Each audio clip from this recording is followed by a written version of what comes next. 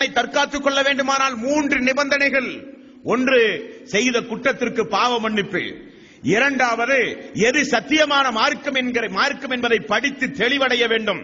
மூன்றாவது, எந்த சமூகத்தில், எந்த மக்களிடத்தில், எந்த குடும்பத்தில், எந்த தெருவில், எந்த ஊரில், எந்த மாநிலத்தில், எந்த நாட்டில் அவன் அந்த மார்க்கத்தை மறைத்தானோ அதே மக்களிடத்தில் போய் திரும்ப அவன் போய் சொல்ல வேண்டும். மார்க்கத்தை மறைத்தவர்களும் அல்லாஹ்வுடைய சாபத்திற்குரியவர்கள். மூன்றாவது, மார்க்கத்தை ஏற்காமல் நிராகரித்த நிலையிலேயே இருந்து ஒரு மனிதன் மரணித்தால் அவனும் அல்லாஹ்வுடைய சாபத்திற்குரியவன். அல்யௌம அக்மல்து லக்கும் தீனக்கும் வஅத்மம்து அலைக்கும் நிஅமதி வரலீது லக்குமுல் இஸ்லாம தீனா. அல்லாஹ் இந்த மார்க்கத்தை முழுமைப்படுத்தி விட்டான். உங்களுக்காக உங்களிடமிருந்து இந்த மார்க்கத்தை அல்லாஹ் அங்கீகரித்து விட்டான். தன்னுடைய அருளை, தன்னுடைய ரஹமத்தை தூதரின் மீது அல்லாஹ் முழுமையாக்கி விட்டான் என்று 5வது அத்தியாயத்தின் 3வது வசனத்தில் அல்லாஹ் சொல்லுகிறான். முழுமைப்படுத்தப்பட்ட மார்க்கம், தெளிவான மார்க்கம், இரவு கூட பகலை போல பளிச்சிட்டு மின்னுகின்ற ஒரு மார்க்கத்தில் உங்களை நான் விட்டுச் செல்கிறேன் என்றார்கள் ரசூலுல்லாஹி ஸல்லல்லாஹு அலைஹி வஸல்லம் அவர்கள். அப்படி பளிச்சிட்டு மின்னுகின்ற மார்க்கம், தெள்ளத் தெளிவான மார்க்கம். அந்த மார்க்கத்தை பின்பற்றிய சஹாபாக்கள் எல்லாம் சொர்க்கவாசிகள். அப்படிப்பட்ட அந்த மார்க்கத்தில் கோணல்களை உண்டு பண்ணி ஆஃபி, சாஃபி, அனஃபி, அம்பலி, மாலிக் மதுஹபுகளை எல்லாம் உண்டு பண்ணி மதுஹபுகளை பின்பற்றாத அவன் முஸ்லீம் அல்ல. குர்ஆனை நீங்கள் விளங்க முடியாது, ஹதீசுகளை நேரடியாக விளங்க முடியாது, மார்க்க உலமாக்களுடைய உதவியின் மூலம் தான் இவைகளை எல்லாம் விளங்க முடியும். திருக்குர்ஆன் நீங்கள் எல்லாம் சாதாரணமாக படிக்க கூடாது என்றெல்லாம் மார்க்கங்களிலே கோணல்களை உண்டாக்குகிறார்கள். அல்லாஹ்வுடைய பாதையில் செல்கிற மக்களை எல்லாம் தடுக்கிறார்கள். நேரான வழி எது என்று தேட்டத்தோடு வருகிற மக்களுக்கெல்லாம் வழியை திருப்பி விடுகிறார்கள். இவர்களை அல்லாஹ் அவனுடைய அருள்மறையாம் திருமறை குர்ஆனிலே சொல்கிறான், இவர்கள் எல்லாம் அல்லாஹ்வுடைய சாபத்திற்குரியவர்கள், இவர்கள் எல்லாம் அல்லாஹ்வுடைய சாபத்திற்குரியவர்கள். அப்ப மார்க்க சம்பந்தப்பட்ட 4 காரியங்களில் அல்லாஹ் சபிக்கிறான். ஒன்று, மார்க்கத்தை மறைத்தவர்கள். இன்னொன்று, இஸ்லாத்தை ஏற்று பிறகு இறை நிராகரிப்புக்கு சென்றவர்கள்.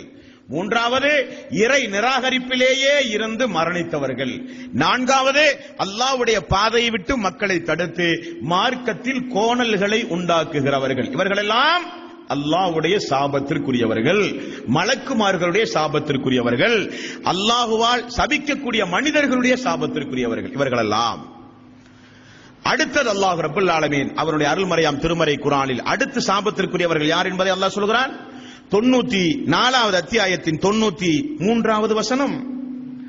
இது யாரை சொல்கிறான் அல்லாஹ்? வமை யக்துல் முஃமினன் முத்தஅம்மிதன் ஃபஸாஸஹு ஜஹன்னம காலிதன் ஃபீஹா வஅலிபல்லாஹு அலைஹி வலஅனஹு வஅத்தலஹு அஸாபன் அலீம். எவன் ஒருவன் ஒரு முஃமினை வேண்டுமென்றே கொலை செய்கிறானோ, வேண்டுமென்றே எவன் ஒருவன் ஒரு முஃமினை கொலை செய்கிறானோ. இந்த வசனம் எல்லாம் இறங்குகிற காலகட்டத்தை நீங்கள் யோசித்து பார்க்க வேண்டும். இந்த வசனம் இறங்கிய பிறகு, அல்லாஹ்வுடைய தூதர் மரணித்த பிறகு, அபூபக்கர் சித்திக் அவருடைய ஆட்சிக்கு பிறகு, உமர் ரலியல்லாஹுடைய ஆட்சிக்கு பிறகு, உஸ்மான் ரலியல்லாஹுடைய ஆட்சியில் பெரிய பெரிய குழப்பங்கள் எல்லாம் வந்தது. ஹாரிஜியாக்கள் என்கிற ஒரு கூட்டத்தார்கள். இவர்கள் யாரு? எல்லாம் சஹாபாக்களோடு தொடர்புடையவர்கள். எல்லாம் எப்பொழுது பார்த்தாலும் வட்டமிட்டு வட்டமிட்டு திக்ர் ஹல்கா கமிட்டி நடத்துகிற கூட்டத்தார்கள். பெரிய பெரிய இபாதத்துடையவர்கள். தொழுதால் தொழுது கொண்டே இருப்பார்கள், நோன்பு வைத்தால் நோன்பு வைத்துக் கொண்டே இருப்பார்கள், திக்ர் சொன்னால் திக்ர் சொல்லிக் கொண்டே இருப்பார்கள். ஹாரிஜியாக்கள். இவர்கள் யார்? இஸ்லாத்தை விட்டு வெளியேறிய வன் காஃபிர்கள். அது எப்படி தொழுகை, நோன்பு, திக்ர், ஹஜ், ஸலவாத் எல்லாம் சொல்லி எப்படி இஸ்லாத்தை விட்டு வெளியேறினார்கள்? இவர்களுடைய பண்பு என்ன தெரியுமா? அல்லாஹ்வுடைய சிஃபத்துகள் என்று உண்டு. அல்லாஹ்வுடைய பண்பு. அல்லாஹ் பார்க்கிறான், அல்லாஹ் பேசுகிறான், அல்லாஹ் வருகிறான், அல்லாஹ் பிடிக்கிறான், அல்லாஹ் உங்களோடு சிரிக்கிறான். இப்படி அல்லாஹ்வுடைய பண்புகள் குறித்து வருகிற எல்லா வசனங்களுக்கும் சுய விளக்கம் கொடுத்து இஸ்லாத்தை விட்டு வெளியேறிய கூட்டத்தார்கள். இவர்கள் என்ன செய்தார்கள் தெரியுமா? ஒரு கட்டத்தில் இவர்கள் எங்கெல்லாம் கூட்டம் போட்டு மக்களை வழிகெடுக்கிறார்களோ அங்கெல்லாம் சஹாபாக்கள் சொல்லுவார்கள். இப்னு அப்பாஸ், இப்னு மஸ்ஊத், அலி ரலியல்லாஹு அன்ஹு அவர்கள், அபு மூசா அல் அஸ்அரி அவர்கள், ஸைத் பின் ஜாபித் அவர்கள் எல்லாம் உடனடியாக சென்று மக்களை தடுப்பார்கள். இது வழிகட்ட கூட்டத்தார்கள், செல்லாதீர்கள், இது வழிகட்ட கொள்கை, செல்லாதீர்கள், இவர்களோடு அமர்ந்து பேசாதீர்கள், இவர் மக்களை வழிகெடுப்பார்கள். சஹாபாக்கள் துணிச்சலாக போய் சொன்னார்கள். என்ன செய்தார்கள் பாவிகள்? தாபீன்களுடைய காலம், அலி ரலியல்லாஹு ஆட்சி காலம், தாபீன்களுடைய காலம், தபா தாபீன்களுடைய காலம், இந்த 3 காலத்திலும் இந்த ஹாரிஜியாக்கள் கூட்டம் கூட்டமாக சேர்ந்து சேர்ந்து சேர்ந்து எங்கெல்லாம் சஹாபாக்கள் இருக்கிறார்களோ சஹாபாக்களை மட்டுமே பார்த்து பார்த்து கொன்ற பாவிகள் இவர்கள். கொன்றார்கள் பாவிகள். ஒரு சம்பவம், இது குறித்து நீங்கள் தெளிவாக தெரிய வேண்டுமானால் நபிமார் ரசூலுல்லாஹி ஸல்லல்லாஹு அலைஹி வஸல்லம் வாழ்க்கை வரலாறு என்று நான் பேசிய 1 முதல் 28 வரை உள்ள ஒரு கேசட்டிலே கடைசி 5 கேசட்டை நீங்கள் பார்த்தால் ரசூலுல்லாஹி ஸல்லல்லாஹு அலைஹி வஸல்லம் அவர்கள் முன்னறிவிப்பு செய்த வழிகட்ட கூட்டத்தார்கள் யார் என்கிற ஒரு தலைப்பில் 5 கேசட்டுகளோடு வாங்கி பார்த்தால் முழு சரித்திரம் உங்களுக்கு தெரியும். இருந்தாலும் ஒரு துணுக்கு செய்தியை சொல்லுகிறேன்.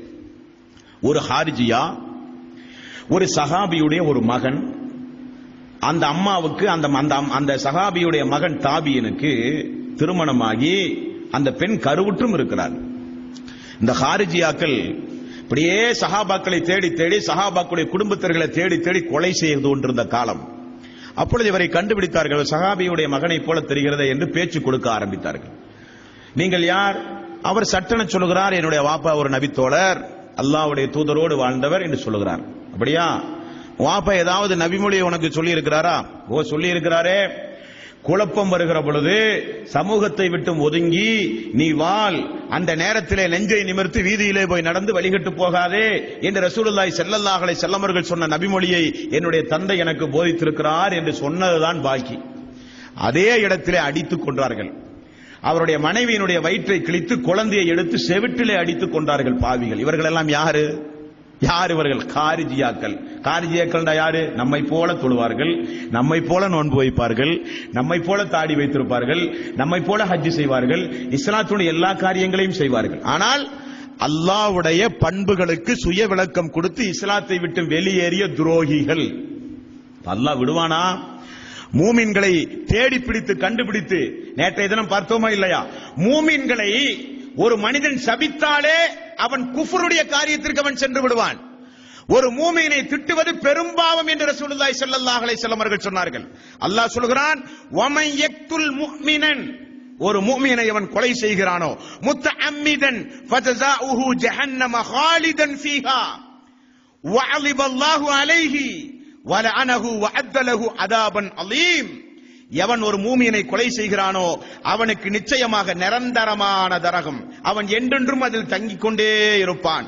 மேலும் அல்லாஹ்வுடைய சாபம் அவனுக்கு உண்டு, மேலும் அவனுக்கு நரகத்தில் இரட்டிப்பு தண்டனை உண்டு. மூமின்கள் என்றால் சாதாரணப்பட்டவர்கள் அல்ல. அல்லாஹ்வை விசுவாசித்து தக்வாவோடு இணை வைத்தல் இல்லாமல் முழுக்க முழுக்க இபாதத்தாளிகளோடு நடக்கும் பொழுது அவர்கள் அல்லாஹ்வுடைய அரவணைப்போடு வாழ்கிற மக்கள். அந்த மக்களில் ஒரு மக்களை ஒரு அடியான் கொன்றால் அல்லாஹ்வுடைய சாபம், நரகத்திலே நிரந்தரமான நரகம், நரகத்திலே 2 மடங்கு வேதனை. இது 5வது ஆள். 6வது, நபிகள் நாயகம் ஸல்லல்லாஹு அலைஹி வஸல்லம் அவர்கள் கூறினார்கள், லஅனல்லாஹுல் யஹூத வன் நஸாரா இத்தஹது குபூர அன்பியாயிஹிம் மசாஜித். யஹூதிகளையும் நஸாராக்களையும் அல்லாஹ் நாசமாக்குவானாக, அல்லாஹ் சபிப்பானாக. யார் அவர்கள்?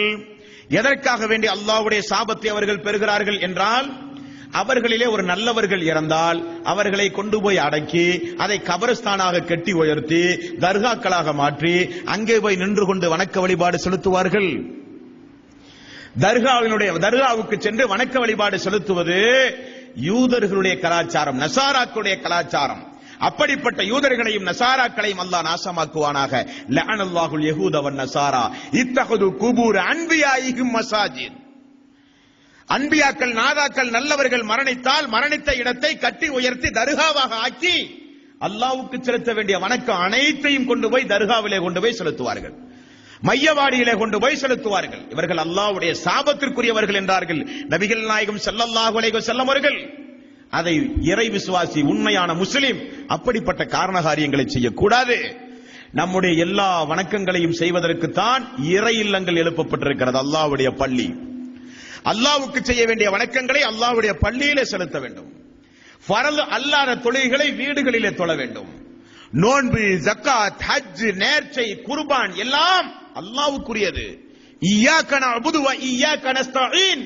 உன்னையே வணங்குகிறோம், உன்னிடமே உதவி தேடுவோம் யா அல்லாஹ், உன்னை தவிர யாரையும் நாங்கள் வணங்க மாட்டோம் என்று தொழுகையில்